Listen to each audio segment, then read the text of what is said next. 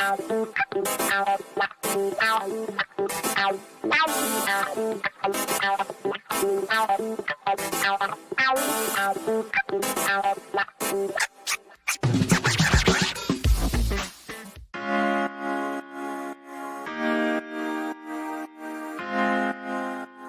this, Eric? This is my Eric Boehlert sheet, and then these are my Eric Boehlert tweets. And then right here, when you see this chicken scratch here, that means something that Chuck Todd said that I need to talk to Eric about. That's what that right-wing douche Rich Lowry, of course, was on, and he said the Georgia law actually expands voting and it won't disenfranchise anybody. And what did Chuck Todd say? Would you like to guess? We'll have to leave it there. We'll have to leave it there. Rich Lowry, thank you. We'll have to leave it there. The old leave it there. We left it right there on the Georgia law. Does not disenfranchise anybody. Okay, so you wrote about the New York Times. What is this headline? Democrats are concerned that Georgia's new voting law will have a significant effect on turnout and electoral outcomes. The evidence suggests otherwise. You said the Georgia law is unprecedented in modern American history. Why on earth is the New York Times suggesting the outcome won't be bad in terms of suppressing the vote?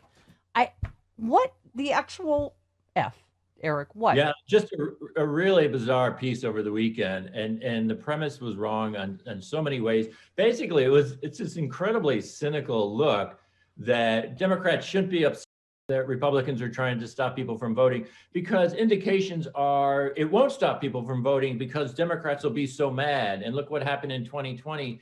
And there was incredible turnout, and Democrats should just kind of chill about this whole thing. We don't know what the effect of this law is going to be, because there's never been a law like this. Right. You can't cherry pick kind of tiny little studies from the last 10 years. No state has ever passed a law like this. Meanwhile, Republicans in all 50 states are trying to pass laws like this. Right. New York Times has no idea if this law will suppress the vote, and they have no idea over the next 10 years if this is going to effectively suppress the vote. They had no idea, none. And they write this big piece saying Democrats should chill because if you look at the data, it might actually help in the short term. Again, you can't normalize a law which is designed to make it harder to vote. Whether that helps Democrats or not, that's not the point. Yeah. The point is this is like fascism, this is authoritarianism, this is Jim Crow, this is racism. And it's not a game, Eric. It's not like, we put an anvil on their head and we shackled their arms behind their backs and Democrats still won. Look at what they did. It's like, this isn't a game. People have died for your right to vote. The point is supposed to make it easier for more people to vote, not let's see if people can get through this obstacle course, right? Yeah, and we think Democrats will get through the obstacles course, so everyone just kind of chill. It's not that big a deal. It's not a game. That's the perfect way to put it. This is all like process, cynical stuff that, this might actually help based on evidence that doesn't apply to the Georgia law and doesn't apply to the Florida law and doesn't apply to the new Texas law and doesn't apply to any of these. Yeah. Nobody has passed a law like Georgia. And you just read that Rich Lowry comment from Meet the Press. This is the Republican talking point. Oh, everyone's misreading this Georgia law. This is actually that we are in Orwellian, just complete flipping it around. Republicans are trying to say, this law actually helps everyone get to the voting ballot. We're going to take away ballot boxes. We're going to shorten the amount of hours. We're going to make you show ID. So the that Times article was completely in step with Republican rhetoric, which is this wild revisionist attempt to just say, hey, this isn't so bad. As you said, it's normalizing anti-democratic behavior, and it's anyway.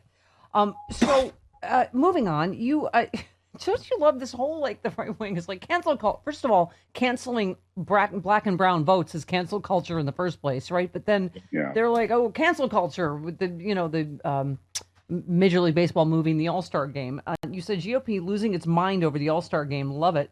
And now the GOP senators push to end Major League Baseball antitrust status after it pulls yellow. Isn't that cancel culture? And now they're like, oh, cancel Coca-Cola, cancel Delta. It's like they're for cancel culture as long as they're the ones canceling something, right? Oh yeah, they get furious with the cancel, right? The Republicans are saying, no more. You can't have no more Coca-Cola in my office, right? Oh, Delta, and we're going to take away your tax break because we're going to cancel you because right.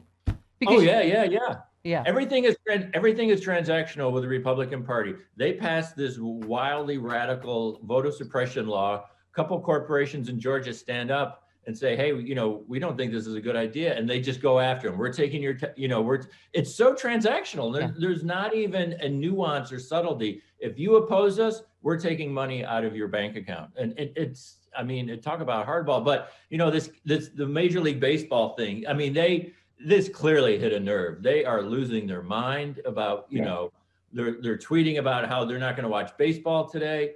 What's next? They're going to declare war on apple pie. I mean, this is amazing to watch Republicans They've do turned this. on baseball.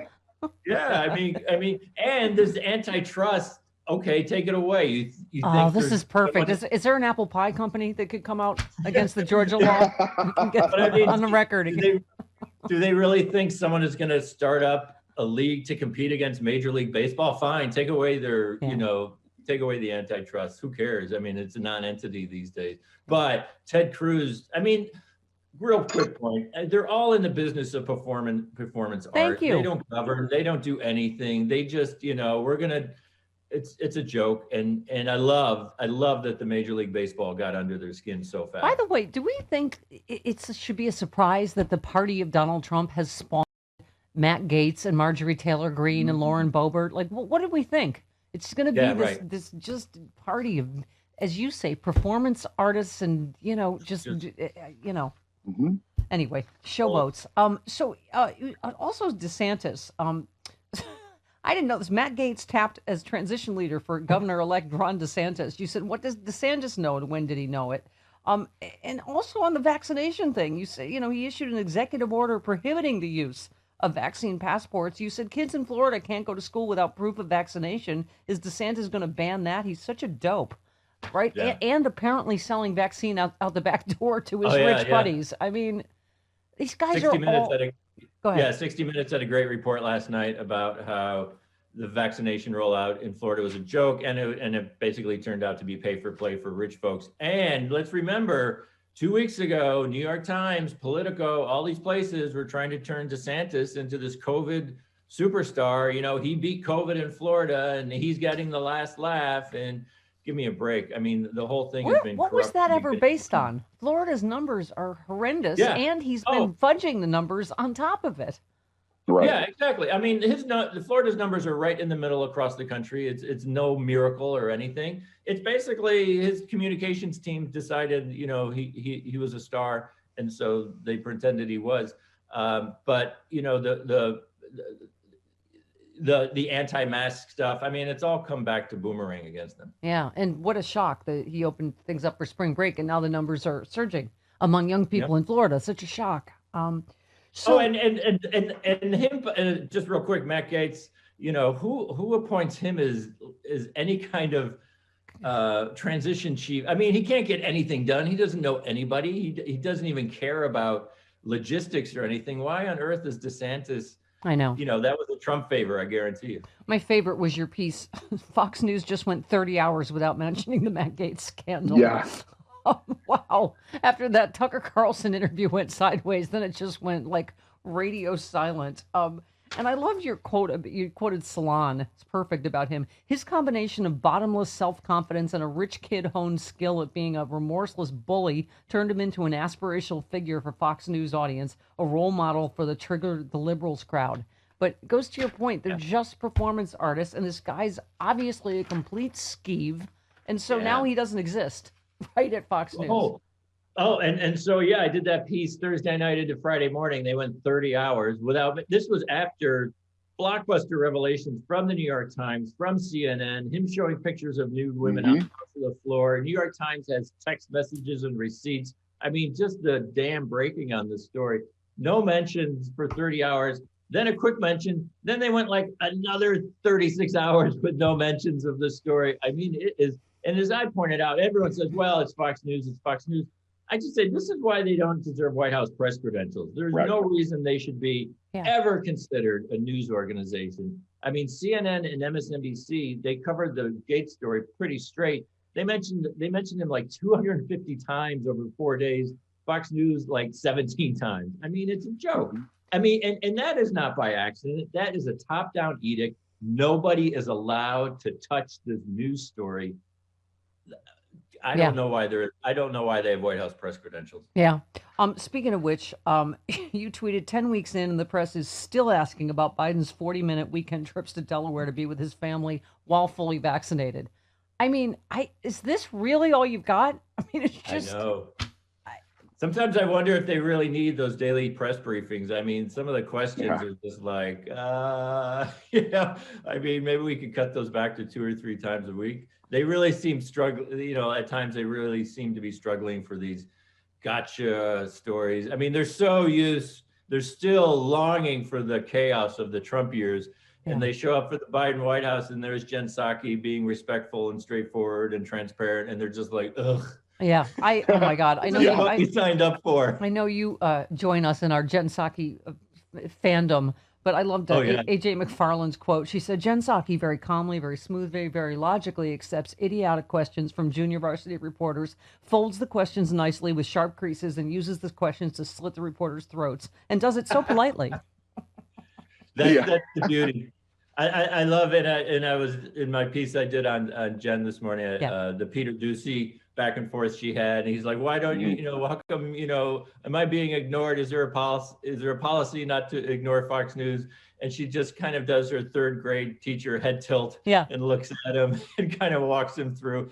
Do I call on you every time you're here? Yes, but are we talking now? Yes, but it's great. She is such an important, she's the pitch perfect person for Biden right now. She's respectful, but she is not putting up with this Beltway nonsense. And she does it in such a silent assassin kind of way. Oh yeah, just a little smile. This is why we've prepared so many Psaki bomb musical bites. Oh, exactly. Because the Psaki bombs are just... Psaki. Psaki. Yeah, you're right. It's the combination head tilt and little smile, and you're like, uh-oh. This guy's gonna get a shiv. He's gonna get a shiv right through the throat. killing them softly, but not a bomb thrower, not out to make people look bad.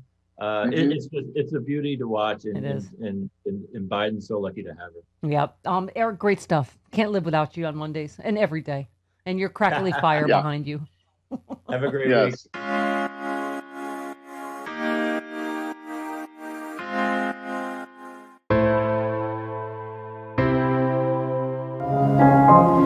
Good morning, dear. Oh, cut! We have a lot to celebrate this week. You have the right to remain tripping your balls. It's like Illuminati, but with leather. First day at Fight Club, you must fight! 2020 refuses to concede. I was going to have to return 2021 because I didn't like the 7-day trial. But I'm in now. We're in, sexy liberals.